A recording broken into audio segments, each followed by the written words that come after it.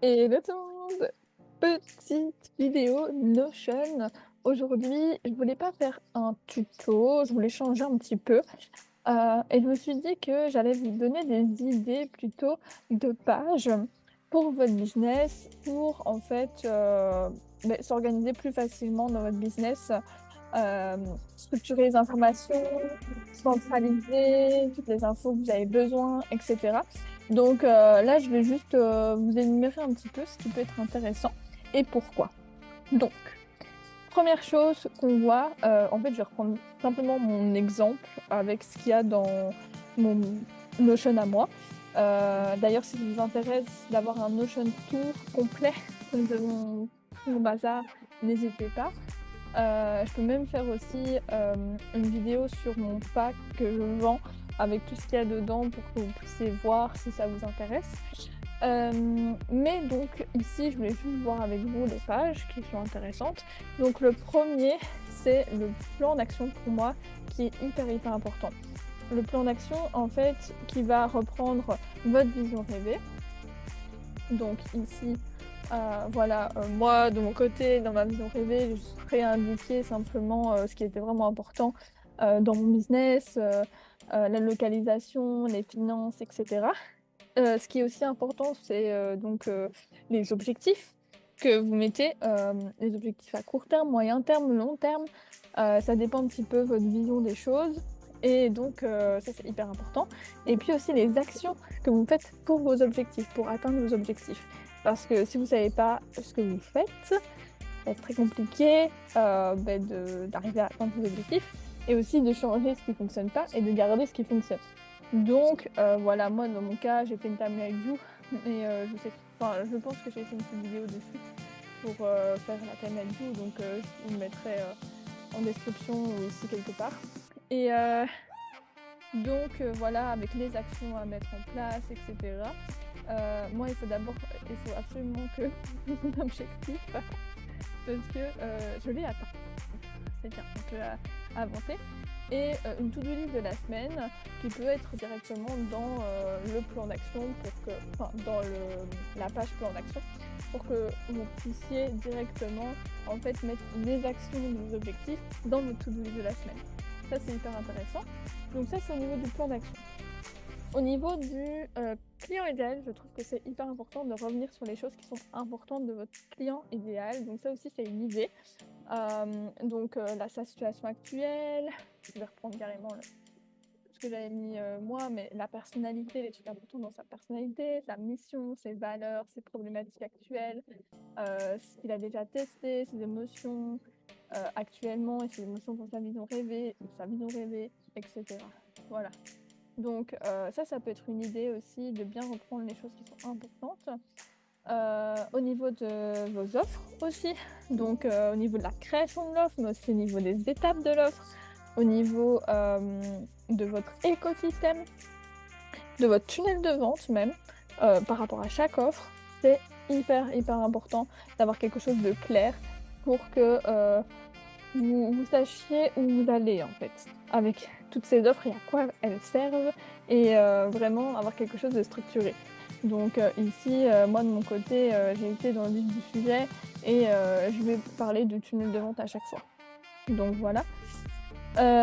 Puis la communication. Communication, là, c'est vraiment hyper simple de faire quelque chose sur Notion où vous allez en fait, mettre votre calendrier éditorial, peut-être aussi les problématiques de votre client idéal pour que vous puissiez faire, les idées de poste par rapport aux problématiques de votre client. Donc voilà pourquoi il faut avoir, aussi les problématiques, facilement ici dans une page. Hem Ici, à ce moment-là, moi, de mon côté, je vais vraiment approfondir tous les posts, en fait. Du coup, j'ai Instagram, LinkedIn et YouTube, mais j'ai aussi mon calendrier éditorial de cette manière-là, en fait. Donc ça aussi, j'ai fait une vidéo tuto pour faire un calendrier comme ça. N'hésitez pas à aller voir, la vidéo si jamais et voilà, si c'est programmé ou non, il y a de quoi faire aussi, avec, les idées de posts et vous pouvez mettre des stories aussi pour Instagram et cetera. Donc hyper important aussi, côté stratégie de communication, stratégie de contenu.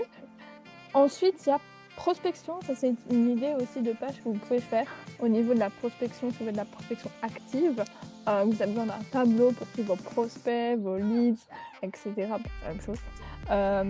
Mais ça peut être pas mal aussi. Moi, je l'utilise pas. Je l'ai au cas où.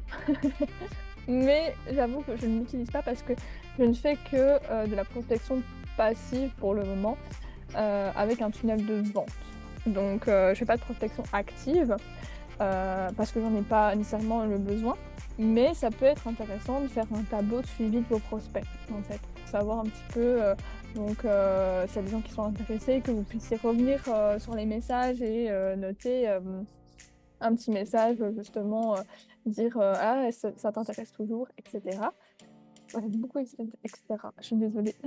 Je viens de m'en rendre compte. Puis expérience client, ça c'est ce que j'ai fait comme dernier tuto.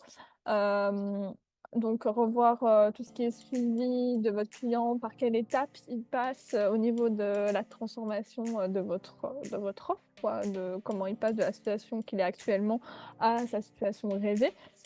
Et donc toutes les étapes par lesquelles il passe, les feedbacks que vous avez demandé, plein de choses par rapport au parcours client. Et donc là, vous pouvez aussi remettre les étapes de votre offre, en fait, vraiment tous les livrables que vous allez envoyer, tous les sujets dont vous allez parler dans votre offre. Ça dépend, hein, parce que bon, vous pouvez prendre plein de choses, des services, etc. Donc vous allez peut-être pas vous reconnaître quand je vais dire ça, mais il faut l'adapter bien sûr à vos services, à votre business. Puis ensuite, la comptabilité, je trouve ça hyper important aussi de au moins voir les rentrées et les sorties pour voir le bénéfice à la fin. Parce que ça, c'est un gros problème aussi des entrepreneurs au début, c'est que, ok, on reçoit des trucs et tout, et on dépense plus que ce qu'on a et on n'a pas de bénéfice. Donc, bien voir les rentrées et les sorties.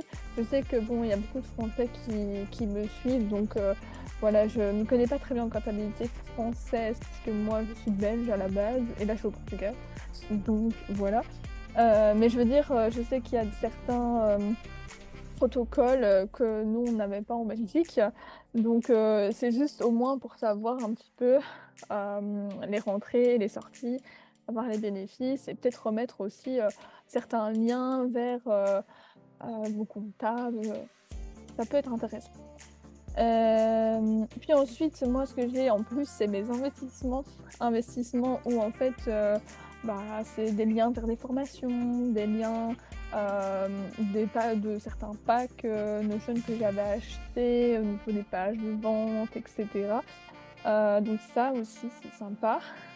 Puis Boost on Biz, ça c'est donc mon activité de coach consultante pour la formation BTB de Margot Cunego, l'accompagnement même, du coup. Et là, il y a vraiment un suivi dans cette partie-là de tous les workbooks que je corrige, tous les coachings que je fais, etc. Je suis désolée encore, on va répéter. Puis les projets, c'est tout ce qui est projet autre que tout ça. Et en fait, j'ai mis projet parce que je pense en avoir plusieurs. Pour l'instant, j'en ai qu'un. Je vais pas vous montrer, c'est un projet secret. Et donc là, en fait, c'est plus des pages avec des collaborateurs où je vais aller partager des choses, etc., avec des gens avec qui je travaille sur ces projets-là. Et donc, ça, c'est sympa aussi pour pouvoir, en fait, échanger avec des gens, commenter certaines parties, certaines étapes du projet. Moi, je trouve ça trop, trop bien. Donc voilà un peu près les idées en termes de parties importantes du business. Et en fait, ce qui est bien, c'est que là, je vous ai donné les grosses parties du business qui sont importantes à revoir, en fait, aussi. Si vous avez déjà ça, logiquement, vous avez un business structuré. Vous avez un business structuré qui vous permet d'atteindre les objectifs essentiels d'un business et d'épanouissement aussi. Donc ça, c'est vraiment partie professionnelle. Voilà, j'espère que ça vous a plu comme petite vidéo. Comme je dis toujours, abonnez-vous. Si Notion, les business, l'organisation, ça vous intéresse. N'hésitez pas à aller voir sur mon Instagram aussi, mon LinkedIn, tout ce que vous voulez. Je suis là. Et si vous voulez faire tout ça, mais de manière super simple, à juste modifier certaines choses, vous pouvez aussi investir dans mon pack Notion qui donc comprend tout ce que vous avez besoin pour organiser votre business sur Notion.